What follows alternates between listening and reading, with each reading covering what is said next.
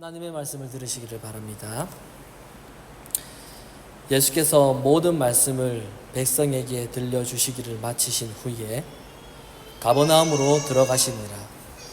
어떤 백부장의 사랑하는 종이 병들어 죽게 되었더니 예수의 소문을 듣고 유대인의 장로 몇 사람을 예수께 보내어 오셔서 그 종을 구해 주시기를 청한지라. 이에 그들이 예수께 나와 간절히 구하여 이르되 이 일을 하시는 것이 이 사람에게는 합당하니이다. 그가 우리 민족을 사랑하고 또한 우리를 위하여 회당을 지었나이다 하니 예수께서 함께 가실새 이에 그 집이 멀지 아니하여 백부장이 벗들을 보내어 이르되 주여 수고하시지 마옵소서. 내 집에 들어오심을 내가 감당하지 못하겠나이다. 그러므로 내가 주께 나아가기도 감당하지 못할 줄을 알았나이다. 말씀만 하사 내 하인을 낫게 하옵소서. 나도 남의 수하에 든 사람이요 내 아래에도 병사가 있으니 이더러 가라 하면 가고 저더러 오라 하면 오고 내 정도로 이것을 하라 하면 하나이다. 예수께서 들으시고 그를 놀랍게 여겨 돌이키사 따르는 무리에게 이르시되 내가 너희에게 이르노니 이스라엘 중에서도 이만한 믿음을 만나보지 못하였노라 하시더라. 보내었던 사람들이 집으로 돌아가 보매 종이 이미 나아 있었더라. 아멘. 오늘 주신 말씀을 가지고 백부장의 믿음이라는 주제로 하나님 말씀 증거하도록 하겠습니다.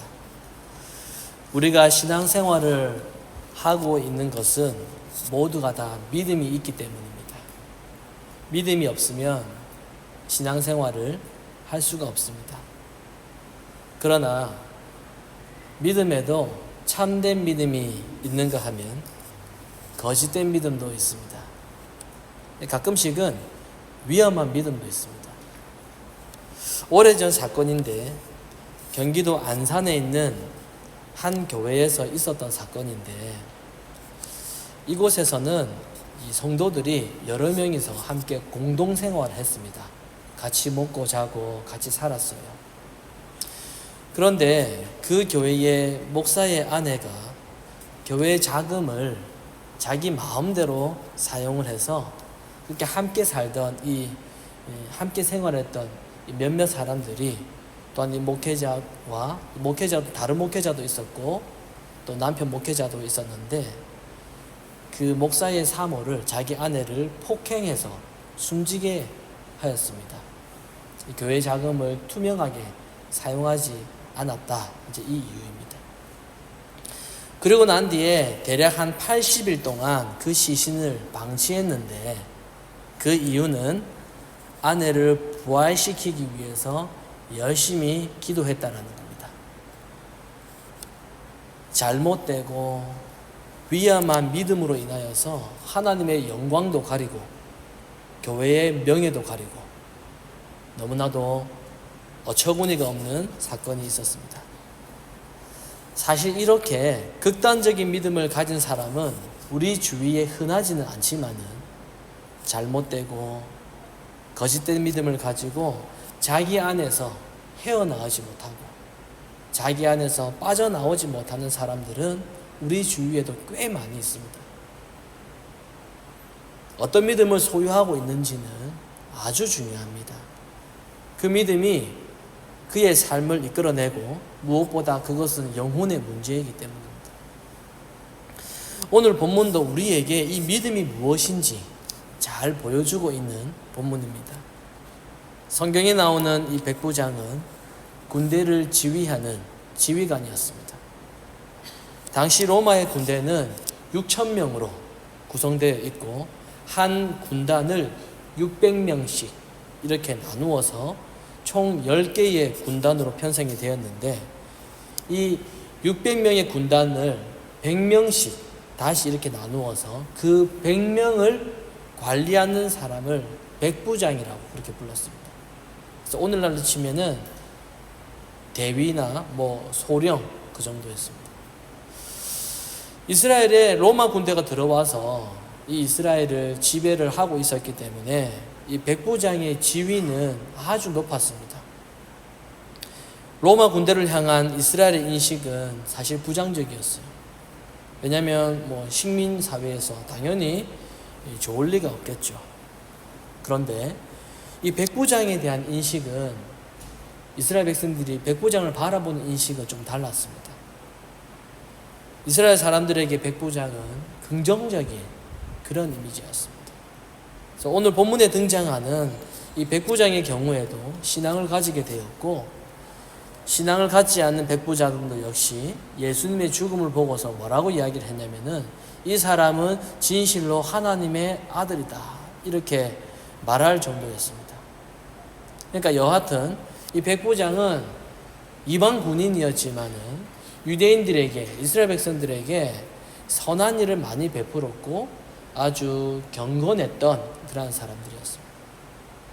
어느 날 백부장의 종이 죽게 되었습니다. 이 동일한 본문이 마태복음에 있는데 마태복음에 보면은 중풍병이라고 그렇게 나와 있습니다. 백부장은 병이 들었던 이 자신의 종을 위해서 예수님께 사람을 보내어서 자기 종을 좀 살려달라고 부탁한 내용이 오늘 본문 내용입니다.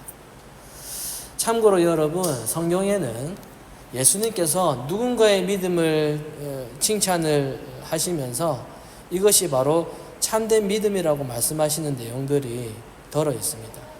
예를 들어서 중풍병을 고침받은 이 10명의 사람들 중에서 병고침을 받고 돌아가다가 다시 예수님께 돌아와서 감사의 표시를 했던 사마리아 사람의 믿음을 참된 믿음이라고 그렇게 말씀을 하셨고, 그리고 귀신 들린 딸 때문에 예수님을 찾아온 가나안 여인에게 자녀의 떡을 취하여서 개들에게 던짐이 마땅하지 아니하다라는 이런 단호한 예수님의 말씀에도 예, 맞습니다. 하지만 개들도 제 주인의 상에서 떨어지는 부스러기를 먹습니다 라고 여인이 말하는 것을 보시고 예수님은 뭐라고 말씀하셨습니까? 여인의 믿음이 크다라고 하신 일도 있습니다. 이뿐 아니라 예수님의 겉옷만 만져도 구원을 받겠다라고 하는 간절한 심정으로 예수님의 뒤로 와서 겉옷을 만진 12해 동안 혈루증을 앓은 이 여인에게도 예수님은 너의 믿음이 너를 구원하였다 라고 그렇게 말씀을 하셨고, 침상에 누워있는 중풍병자를 사람들이 예수님께 데리고 왔을 때도 그들의 믿음을 보시고 중풍병자에게 죄 사함을 받았다 라고 말씀하셨습니다. 이뿐 아니라 소경이 예수님에 의해서 고침받았던 일도 있었는데, 그때도 예수님은 소경에게 내가 무엇을 너에게 해주기를 원하느냐 라고 물으셨을 때 소경이 뭐라고 했습니까? 보기를 원합니다 라고 대답하자 예수님은 이번에도 역시 너의 믿음이 너를 구원하였다 라고 그렇게 말씀하셨습니다. 이처럼 성경에는 예수님께서 누군가의 믿음을 참된 믿음이다, 그것은 옳은 믿음이다 라고 인정하시는 내용들이 많이 있는데, 특이한 점은 그들이 대부분 다 아픈 사람이었어요. 대부분 다 병든 사람이었습니다. 그렇다고 해서 예수님이 병 고치러 온 사람들의 어떤 정성이나 어떤 그 사람의 열심을 보고서 그것이 믿음이 있다라고 그렇게 말씀하신 것이 아니에요. 그리고 예수님은 이 병든 자가 예수님을 찾아왔을 때 참된 믿음이라고 칭찬을 하셨지만은 당시에 신앙생활을 아주 열심히 했던 바리새인이나 장로나 서긴과 같은 사람들에게 대해서는 단 한마디도 그들의 믿음을 인정하신 적이 없습니다. 그래서 이것은 오늘날 믿음의 행함을 강조하면서 그리고 봉사와 실천을 요구하고 있는 그 모든 것들이, 그 행위들이 그 자체만을 가지고 그것을 믿음으로 인정될 만한 것이 없다라는 것을 아주 잘 보여주고 있습니다. 성경에서 등장하고 있는 병, 이 병은 단순한 질병을 의미하지 않습니다. 만약에 성경에 등장하는 병자들이 단순히 아픈 사람이라는 것을 의미한다면 예수님은 어떤 분이시죠? 그저 환자를 고쳐주는 그런 분으로만 인식하게 됩니다. 그러나 성경에서의 병은 단순한 질병이 아니라 저주에 붙들려 있는 인간의 모습을 보여줍니다.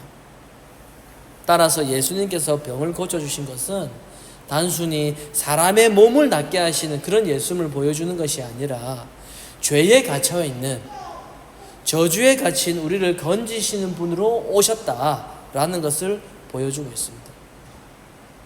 그래서 오늘 읽은 본문의 뒷부분에 있는 이 36절을 보면은 예수님께서 바리새인의 집에 가셔서 식사하시는 내용이 나와요. 그런데 그 식사의 장소에 한 여자가 왔는데 그 동네에서 가장 죄인으로 취급받던 여자가 향유를 담은 옥합을 가지고 와서 예수님의 발을 자기 머리 털로 그렇게 씻습니다. 그것도 펑펑 울면서 예수님의 발에 입을 맞추면서 비싼 향유를 예수님의 발에 부었습니다. 그러자 예수님은 그 여인에게도 역시 너희의 믿음이 너를 구원하였다 라고 말씀하십니다. 그런데 이 여인은 병자가 아니었어요. 아픈 사람 아니었습니다. 그러나 여인은 그 동네에서 죄인으로 취급받았어요. 왜 이 여자는 병자도 아닌데 그 동네에서 죄인으로 취급받게 되었을까? 학자들은 몸을 파는 여인일 가능성이 높다라고 합니다. 그렇다면 그 여인은 다른 병자들처럼 똑같이 저주를 받는 사람으로 취급받으면서 살아왔습니다. 그러한 그녀가 예수님의 발에 향유를 부었습니다. 여인이 그렇게 했던 이유는 예수님을 정말로 존귀한 분으로 그렇게 여겼기 때문입니다. 그렇지 않다면 단 한 번도 만난 적도 없는 예수님께 비싼 향유를 부을 리가 없죠. 그러면 여인은 왜 예수님을 존귀하게 보았을까요? 여러분, 향유의 값이 300데나리온입니다. 이거 감이 잘 안 오시죠? 300데나리온. 오늘날 화폐 단위가 아니니까. 이게 한 300데나리온의 값어치인데 한 데나리온이 하루 일당입니다. 그러니까 일반인이 버는 하루의 일당의 300배가 향유의 값어치입니다. 그러면은 대략 계산해 보면은 향유의 값은 적어도 3만 불짜리입니다. 3만 불짜리. 이 여인은 도대체 예수님을 어떤 분으로 알았길래 이렇게 비싼 향유를 3만 불짜리를 통째로 부었을까요? 여인이 죄인으로 강조된 것을 생각을 해보면은 아마도 여인은 예수님을 죄에서 건져주시는 분으로 알았기 때문입니다. 이처럼 예수님께서 여인의 믿음을 참된 믿음이다 라고 인정하신 이유는 바로 그 여인이 예수님이 어떤 분이신가를 알았기 때문입니다. 죄인을 건져주시는 분입니다. 어떤 분이신지를 알았기 때문입니다. 그래서 여인이 알았던 예수님은 어떤 분이시라고요? 예수님이야말로 자신을 죄에서 해방시켜 주실 구원자로 바라봤습니다. 이것이 바로 예수님이 옳은 믿음이다. 이게 바로 참된 믿음이다. 이거 인정하시는 믿음이에요. 자, 이런 믿음의 소유자들은 오직 예수님의 은혜만을 높이게 되겠죠. 그것만으로도 감사하게 되겠죠. 얼마나 감사합니까? 예수님 앞에서 자기 자신의 그 영혼이 병든 자로 그렇게 바라보고, 아, 내가 저주 아래 갇혔구나. 자신을 이 저주에서 건져주시고 구원해 주실, 해방시켜 주실 분은 오직 예수 그리스도 뿐이라고 하는 사실, 그 이름을 부르는 그것이 바로 참된 믿음이 되는 것입니다. 그래서 여러분, 사실은 많은 기독교인들이 자신의 육신의 문제만을 가지고 예수님을 찾는 것은, 그것은 사실은 예수님이 누구신가를 아직 모르고 있기 때문입니다. 예수님이 어떤 분이신가를 모르는 거예요. 물론 우리가 몸이 아플 때, 우리에게 어려움이 있을 때 주님을 찾을 수 있습니다. 저도 조금만 아프면은 곧바로 예수님께 살려달라고 기도를 해요. 이거 너무 아프니까 이거 좀 살려달라고. 아프면 주님을 찾아야죠. 우리의 아픔과 괴로움을 우리는 반드시 주님께 아뢰어야 됩니다. 그러나 우리가 주님을 생각할 때에, 우리의 인식 가운데 우리가 주님을 바라볼 때에 병을 고쳐주시는 분으로 알고 주님을 찾는 것은 전혀 다른 주님을 찾는 것입니다. 하나님은 병을 고쳐주시는 분이야, 이렇게 생각하고 찾는 것은 다른 하나님을 찾고 있다는 거죠. 우리가 우리의 아픔과 우리의 어려움을 주님께 다 맡겨야 되겠지만은 궁극적으로 주님이 무엇을 하시고 어떤 분이신지를 알고 그분이 우리의 본질적인 죄의 문제를 해결하시는 분이라는 것을 알고서 주님을 찾는 것이, 그게 바로 옳은 것이죠. 이처럼 믿음이라고 하는 것은 예수님을 누구로 아느냐, 이것이 중요합니다. 여러분은 예수님을 누구로 알고 계십니까? 오늘 본문에 등장하는 백부장에게서도 이런 믿음이 나타납니다. 백부장은 예수님의 소문을 듣고 유대인의 장로 몇 사람을 예수님께 보내어서 자기의 종을 살려달라고 부탁합니다.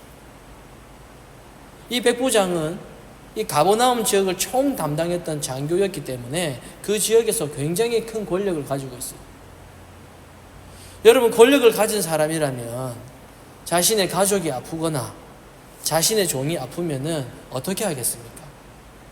당장 자기 집에 데리고 와서, 당장 집에 와서 병을 고쳐라고 그렇게 명령하지 않겠습니까? 또 그렇게 명령을 해도 아무런 문제가 없어요. 많은 권력을 가졌으니까. 백부장이 명령하면은 시키는 대로 다 해야 돼요. 그런데 백부장은 그렇게 하지 않습니다.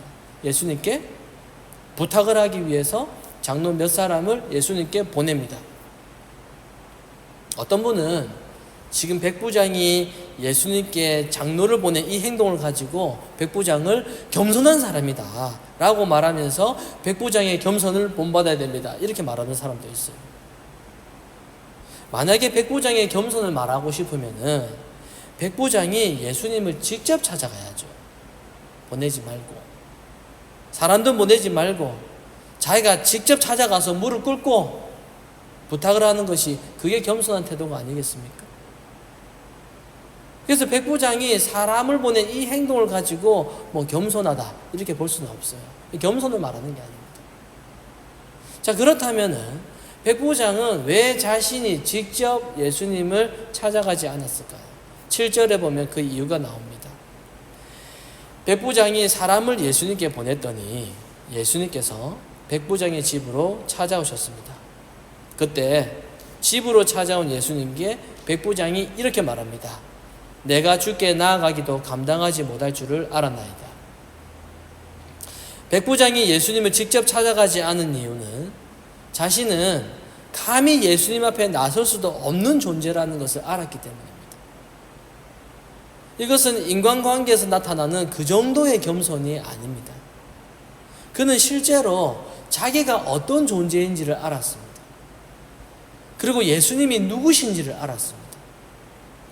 자기가 누구인지를 알고 예수님께서 누구신지를 알 때에만 나오는 그런 태도라는 겁니다.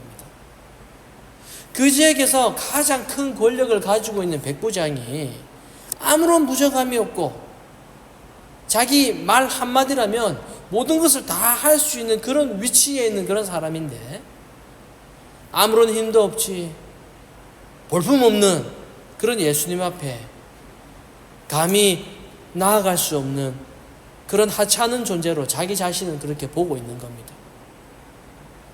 세상의 권력도, 세상의 명예도, 지위도, 힘도 예수님 앞에서는 아무것도 내세울 가치도 없는 쓸모없는 것이다, 이걸 알았던 겁니다. 이것이 바로 예수님을 아는 사람의 믿음입니다. 예수님께서 백부장의 집을 찾아오셨을 때 백부장은 주님께 이렇게 말합니다. 주님, 수고하지 마십시오. 내 집에 들어오심을 내가 감당하지 못하겠습니다. 그러므로 내가 주께 나아가기도 감당하지 못할 줄 알았습니다. 말씀만 하사 내 하인을 낫게 하옵소서. 나도 남의 수하에 든 사람이요 내 아래에도 병사가 있으니 이더러 가라 하면 가고 저더러 오라 하면 오고 내 종 보고 이것을 하라고 하면은 다 그렇게 하겠습니다. 말씀만 하옵소서.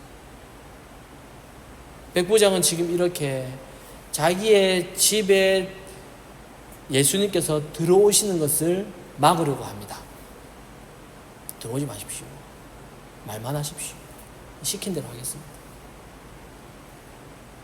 예수님이 자기의 집에 들어오시는 것조차 감당할 수 없을 정도로 자기는 그렇게 하찮은 존재이고 예수님을 존귀한 분으로 그렇게 여겼습니다. 여러분, 우리도 자기 집에 손님이 오시면은 어떻게 하죠? 집 정리하잖아요. 집 청소하고 화장실도 청소하고 먼지도 닦고 다 그렇게 합니다. 왜 그렇게 하죠? 손님이기 때문이에요. 존중하기 때문입니다. 누추한 곳에 모시지 않고 청소해서 깨끗한 상태로 손님을 모시기 위함입니다. 그래서 그렇게 준비하잖아요. 백부장은 이 정도를 넘어서서 자기 자신이 정말로 누추한 인간이라고 하는 것을 알고 있었다는 것입니다. 그래서 존귀하신 주님을 모실 자신이 없었던 거예요. 여러분 한번 생각해 보십시오. 백부장의 집이 좁았겠습니까? 허름한 집이었겠어요? 큰 대궐 같은 집이었습니다. 상식적으로 생각하면은 여러분 백부장이 어떻게 해야 됩니까? 예수님을 초청해가지고 큰 잔치를 열어야 됩니다. 귀한 분 오셨기 때문에 준비하라고 그렇게 해야 됩니다. 음식 가득 차려놓고 이렇게 하는 게 상식적인 거죠. 그런데 예수님을 아예 집에 들어오지 못하게 해요. 들어오지 말라고. 그만큼 예수님을 존귀한 분으로 그렇게 여겼기 때문에 자기 집에 들어오게 하는 것조차 자신이 더러운 존재이기 때문에 도무지 감당할 수 없다라고 그렇게 고백합니다. 백부장은 예수님이 누구신지 알았습니다. 예수님 그 말씀 한마디만으로도 모든 것을 다 하시는 분이라는 것을 알았습니다. 그러니 말씀만 하시면 예수님이 있고 없고 상관없이 그 말씀대로 모든 일이 다 이루어질 줄을 믿고 있었다는 거예요. 여러분, 백부장은 이방인이에요.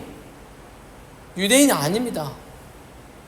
이방인 출신 이 백부장에게서는 도무지 예상할 수 없는 믿음입니다. 그가 어디에서 어떻게 들었길래 이런 믿음을 소유할 수 있었겠습니까? 그래서 믿음은 하나님의 은혜요, 하나님의 선물이라는 거예요. 여러분, 믿음이라고 하는 것은 자신의 존재를 보게 하고 동시에 그리스도를 보게 합니다. 그리고 내가 감히 주님께 나아갈 수 없는 그런 자라는 것, 나의 그 어떤 것도 나는 내세울 것 없는 자라는 것, 그걸 깨닫게 하는 것이 바로 믿음입니다. 이러한 믿음을 소유하고 있는 신자라면 자기가 한 일을 가지고 복 달라고 그렇게 말할 수 있겠습니까? 내가 몇십 년 동안 신앙생활을 했는데 그러면 이 정도는 해줘야지, 감히 이런 말 할 수 있겠습니까? 오히려 예수님께 복을 달라고 하기는커녕 복을 받을 자격이 없는 자가 바로 자기 자신이라는 것, 그걸 깨닫게 되겠죠. 그런데 우리가 믿음이 무엇인지 오해를 하고 믿음을 잘못 알고 있기 때문에 내가 하나님의 자녀이기 때문에 내가 기도하는 대로 된다라고 단순하게 그렇게 생각을 하는 겁니다. 하나님 들어줘야지 이렇게 생각하는 거예요. 소리 지릅니다. 나무 뿌리 뽑힐 때까지 기도를 해요. 무슨 요구할 게 그래도 많은지, 얼마나 무섭고 하나님 앞에서 당차게 그렇게 요구하는지 모릅니다. 누구를 위한 간구입니까? 무엇을 위한 간구일까요, 여러분? 자기가 어떠한 존재인지, 예수님이 어떠한 분이신지를 전혀 모르고 하고 있는 기도가 무슨 의미가 있겠습니까? 사랑하는 성도 여러분, 나를 알고 주님을 안다면 그분께서 베푸신 그 놀라우신 은혜에 우리가 감사할 수밖에 없는 겁니다. 오늘 우리가 예수님에 대해 이러한 마음을 가지고 있는지 우리가 우리 자신을 살펴봐야 되겠죠. 백부장은 이방인이고요. 예수님을 한 번도 만나보지 못했어요. 우리도 예수님을 직접 만나보지 못한 사람입니다. 똑같아요.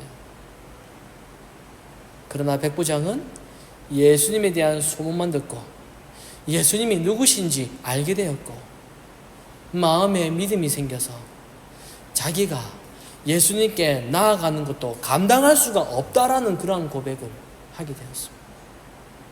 우리도 직접 예수님을 눈으로 본 적이 없고 예수님을 직접 면전 앞에서 만나보지 못했지만 얼마든지 말씀을 통해서 예수님을 알 수 있습니다. 말씀을 통해 예수님이 어떠한 분이신지 알 수 있습니다.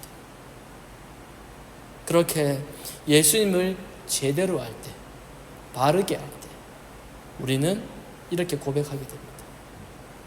저는 예수님께 나아갈 수 없는 존재입니다. 저는 감히 예수님께 뭘 달라고 그렇게 할 수 없는 존재입니다. 저를 떠나십시오. 나는 더럽고 추한 존재입니다. 이런 고백이 예수님을 바르게 인식할 때 나올 수 있는 믿음의 고백이라는 거죠. 이런 고백을 진지하게 해보지 못한 사람은 아직까지 회심하지 않은 자요, 자기가 누구인지 아직까지 모르는 사람입니다.